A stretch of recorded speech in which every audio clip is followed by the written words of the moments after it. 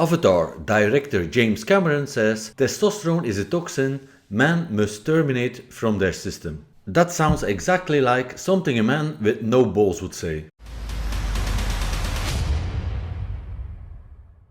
James Cameron, writer and director of such films as The Terminator, Terminator 2, True Lies, Aliens and Titanic, said that earlier in his career he and his work were poisoned by the toxin that is testosterone. Cameron said, quote, "A lot of things I did earlier I wouldn't do, career-wise, and just risk that you take as a wild testosterone poisoned young man. I always think of testosterone as a toxin that you have to slowly work out of your system." End quote.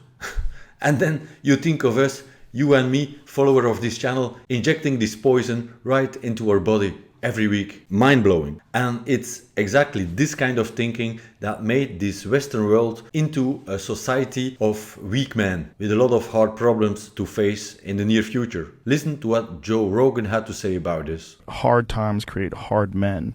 Hard men create soft times. Soft times create soft men. Soft men create hard times. And we are now around soft men and hard times, and much harder times to come. So to weapon yourself against this and to the endocrine disrupting chemicals surrounding us, consider TRT when you are low T. For God's sake, don't embrace being a low testosterone guy. Don't believe in toxic masculinity. It's not toxic to have testosterone in your blood, nor to be a real man. Cameron's interest in filmmaking now rests in his passion for environmental sustainability, one of the Agenda 2030 goals. That says enough, right? Cameron said Avatar is a movie that's asking you to cry about the tree. Let me know in the comment section what you think about Cameron's statement. Do you agree you're better off low T? If so, harder times are just around the corner. And now go and watch this video where Dr. Ruby Eberwein explains how to use testosterone for inner peace.